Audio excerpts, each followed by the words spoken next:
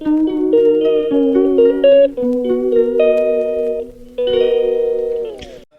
Morning বন্ধুরা, SR ব্লগে সবাইকে স্বাগত জানিয়ে আজকের ব্লগটা শুরু করছি। আর আজকে হচ্ছে শুক্রবার, দেখতেই পাচ্ছ সকাল সকাল বিছানা টিছানা সমস্ত গুছিয়ে নিয়েছি, ভালো বেডশিটও পেতে নিয়েছি। আজকে বাড়িতে কেউ আসার কথা রয়েছে, তাহলে দেখতে থাকো কে আসে। আর দেখো এই ঘরের বিছানাটাও সুন্দর করে গুছিয়ে নিয়েছি, আর সমস্ত ঘর বাড়ি সমস্ত পরিষ্কার করে নিয়েছি, ঝাড়ু টাড়ু দিয়ে ঘর মুছে পরিষ্কার করে নিয়েছি। আর দেখো মাসি এসে গেছে এখন। মাসি, আমার এটা মাসি শাশুড়ি হয়, মানে আমার হাজব্যান্ডের মাসি, উনি এসেছেন, মেসোও এসেছেন। দুইজনে আসার পরে এখন ড্রেস ট্রেস চেঞ্জ করে নিয়েছে, আর এখন দুপুরের খাবার জোগাড়টা করব। সকালবেলায় এসেছেন, আর এখন সকাল না, এখন প্রায় 12টা 12:30 বাজে, আর এখন এসে গেছেন মাসিরা। আর এখন আমি রান্নাবান্না কিছুই শুরু করতে পারিনি। আর দেখো ঝপঝপ করে রান্নাটা শুরু করে নিই, তারপরে গিয়ে স্নান পুজো টুজো কিছুই দেয়া হয়নি এখনও, তাহলে রান্নাটা ঝপঝপ করে নিই। এতক্ষণ কেটে কুটে সমস্তটা গুছিয়ে নিয়েছি, আর এখন কি কি রান্না করব সেটাই তোমাদের সাথে শেয়ার করে নিই। এই যে আলু কেটে নিয়েছি, আর এই যে পটল ভাজা হবে, কুমড়ো ভাজা হবে, আর চিকেন হবে, আর মাছ হবে, পাবদা মাছ আনা হয়েছে। সমস্ত মাছ আর ওই চিকেনটা এখনও কুটে রেডি হয়নি, আমি তার মধ্যে রান্নাটা বসিয়ে দিয়েছি।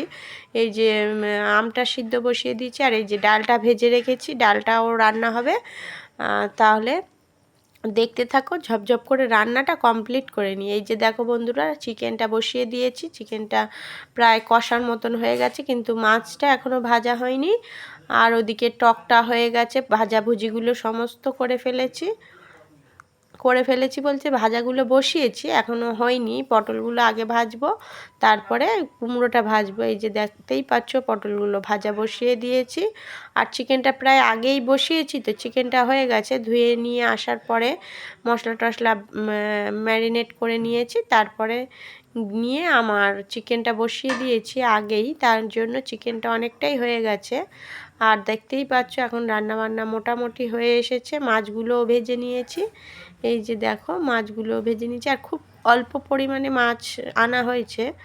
আর ডাল টাল হবে, অনেক রকম তরকারি হচ্ছে, ওই জন্য আর মাছটা বেশি হয়নি। আর বাচ্চারা তো চিকেন দিয়েই খাবে, বাচ্চারা কেন বড়রা সবাই চিকেন বাড়িতে রান্না হলে অন্য কিছুই কেউ চায় না, শুধু চিকেন দিয়েই ভাতটা খায়। ওই জন্য করে আর অন্যান্য তরকারিগুলো বেশি রান্না করছি না।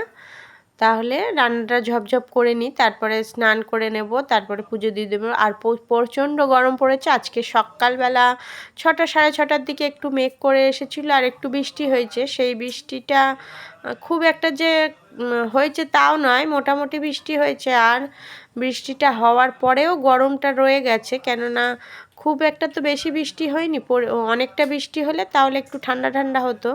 আর এখন দুপুরবেলা প্রচণ্ড গরম লাগছে। আর দেখো আমার চিকেনটা একদম কষানো রেডি, ওর মধ্যে একটু ঝোল দিয়ে দেবো, তাহলেই রান্না কমপ্লিট হয়ে যাবে। আর মোটামুটি সমস্ত রান্না কমপ্লিট করে ফেলেছি। দেখো বন্ধুরা, সমস্ত রান্না কমপ্লিট করে রেখে গেছিলাম, স্নান করে পুজো টুজো দিয়ে নিয়েছি। আর এই যে দেখো রান্নাটা কি হলো, আমের চাটনি করেছি, এই যে মাছের একটু ঝাল মতন করেছি, স্যালাডও কেটে নিয়েছি, আর ভাজাভুজিও কমপ্লিট। আর এইটা হচ্ছে চিকেন, বেশি ঝোল রাখিনি, একটু কষা কষাই রেখেছি। আর এই যে ডাল। তাহলে এখন সমস্ত রান্না কমপ্লিট হয়ে গেছে, রান্নার ফাইনাল লুক তোমাদের সাথে শেয়ার করে দিলাম। এখন সবাইকে খেতে দিয়ে দিই, তারপরে আসছি। দেখো বন্ধুরা, সবাইকে খাওয়া দাওয়া কমপ্লিট করে নিজেও খেয়ে নিয়েছি। খাওয়া দাওয়া কমপ্লিট করে একটু শুয়েছিলাম, আর বাড়ির গাছের জাম পাড়া হয়েছিল, সেই জামগুলো নিয়ে শুয়ে শুয়ে একটু খাচ্ছিলাম, তারপরে শুয়ে একটু রেস্ট নেব। তাহলে বন্ধুরা, ভিডিওটি এই পর্যন্তই। দেখা হচ্ছে নতুন একটা ভিডিওর সঙ্গে। ভিডিওটি যদি ভালো লেগে থাকে লাইক কমেন্ট শেয়ার করবেন, সাবস্ক্রাইব করবেন, আমার পাশে থাকবেন। টাটা বন্ধুরা।